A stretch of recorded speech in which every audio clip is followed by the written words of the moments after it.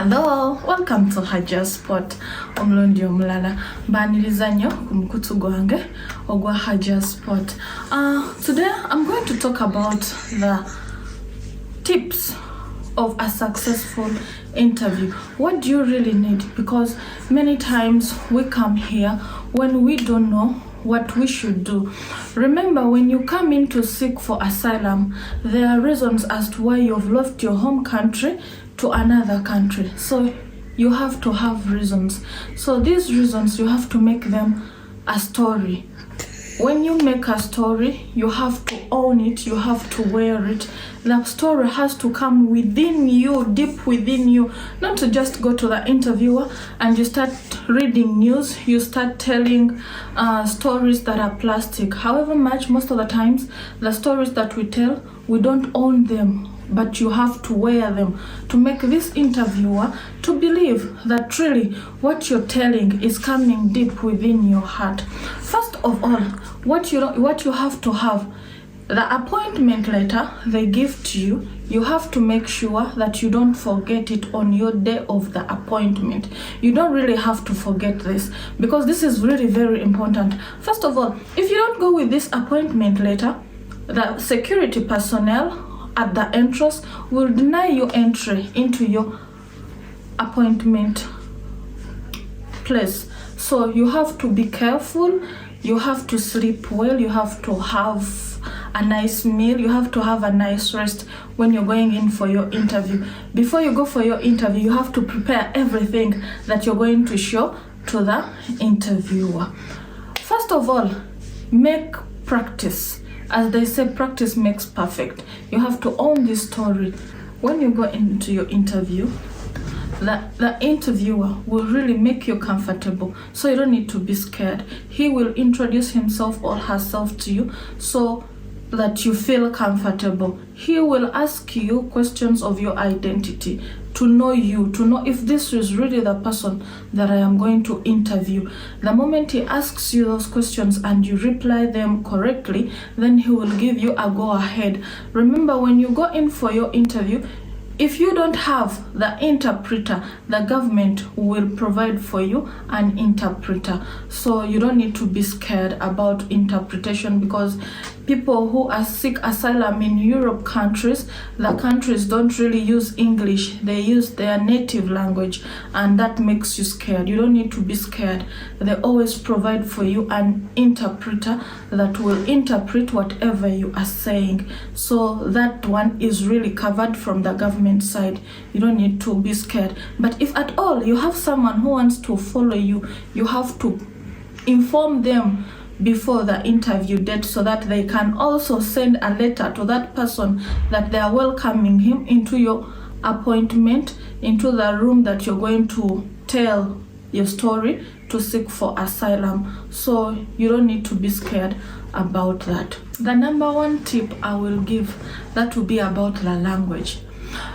We who speak English, you're on a better side of the interviewer, because normally these interviewers really can speak English, but they don't want to use English, but they understand English. So when you come in from Uganda, Nigeria, Ethiopia, Somali, Arab countries, so when you come in and you really know English, I would advise someone to use English, because English is understandable. You cannot trust your interpreter because you don't know. Sometimes people have bias. They've already seen a lot of people who are like you. So you cannot trust these people 100%, even if they are your interpreters. So I would advise someone to use English. The interviewer can understand English, because in case the interpreter makes a mistake of narrating what you've said, then the interpreter will say, no, this is not what he said. He will correct the interpreter, and that will be a positive thing on your side. But the moment you come and you cannot speak English and you use French, how sure are you that this person who is translating for you is really saying the exact words that you are using to the interpreter? So those who know English are on the better side. However much, if you are not well conversant with English, you can go ahead and use your native language because you are comfortable. Remember, I said the interviewer will make you comfortable. So if you cannot really use English, it's better use your native language that makes you comfortable. That will be a big positive on your side. The third thing, don't be afraid to cry. Many people will tell you that, when you're going in for your interview, prepare to cry. I have said don't be afraid to cry, but I don't guarantee that someone should cry, that will give the interviewer sympathy over you. What will give the interviewer sympathy? That will be the facial expression that you are using, not the cry that you're going to make. Remember, these people have interviewed 1,000 of us, 1,000 of people. You're not the first one that is going to tell the story of why you are here. So you don't need to cry, but you need to have that facial expression. You have to own the story. You have to own the story that really what I'm telling really happened to me. Because remember, you need to tell this person that you're in danger of prosecution from your country. You have to know that dates. Remember, the more you tell your story, that's the more the questions will be asked again from the story. So the moment you are afraid, then it's not a good thing. The interviewer doesn't like to see you afraid. You don't have to guess. When an interviewer asks you a question that you said on such and such a date, this happened, can you really remember when, at what time? You have to be conversant. If you're not well conversant with the time, tell him, I don't remember the exact time. Really, the answer has to be yes or no. You don't need to guess. You don't need to show that face. You don't need to just cry. Cry if it's necessary, but the moment it's not necessary, don't cry. Just show your facial expression of what you are talking about, the interview date. So when you are scared, there are organizations that can help you. Write to the government. Here, the government is called BAMF. This government is responsible for asylum seekers. So the moment you get your appointment date and you are scared to go alone, you don't need to be scared. There are organizations that can help you through that. They will write to the government that this kind of person needs someone to escort her. So once you write in, you give in the names of the person that is willing to escort you. The government will write to that person that you are also allowed to be there when this person is going into his or her interview. So you will go with this person. If this person will really make you comfortable, you will go with this person, and this person will help you to bring your confidence when you are telling your story. So you don't need to be scared that you have to go alone. No, there are so many opportunities. There are so many people that can help you through that. If you really even have a lawyer, because normally people prefer to get lawyers. If you have a lawyer, then you can talk to your lawyer. Your lawyer will escort you.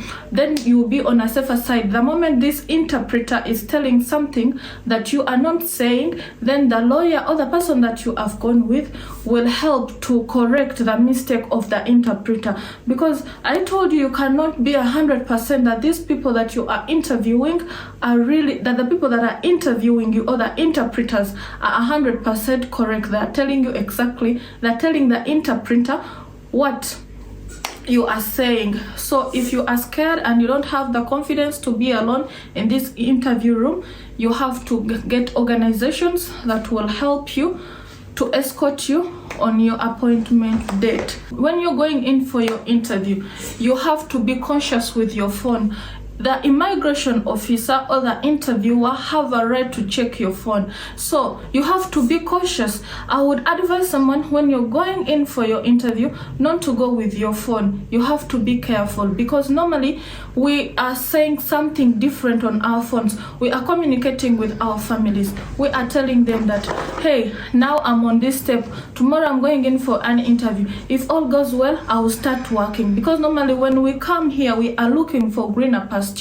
So you don't need to go in with your phone, because the immigration officer or the interviewer has the right to check your phone. The moment they put your phone on this machine, trust me, you'll be on a negative side, because social medias, what you post on your social medias, your Instagram, your Facebook, your WhatsApp messages, they will be thoroughly checked, and then they will see that what you are saying is really different from what is in your phone. So you really need to be careful when you're going in for your interview with your phone, because you may make a mistake.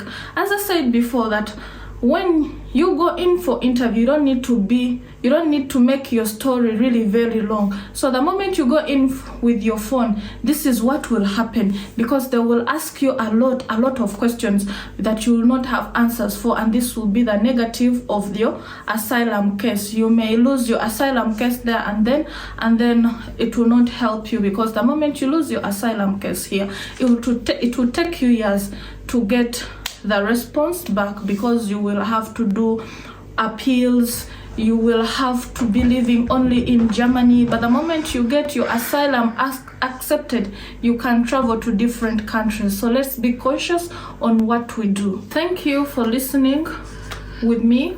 I hope it will help someone who is ready to go in for your interview. I hope you can share with your friends so that they build the confidence the moment they see this video. Like, comment, share. Any question you have, let's meet in the comment section.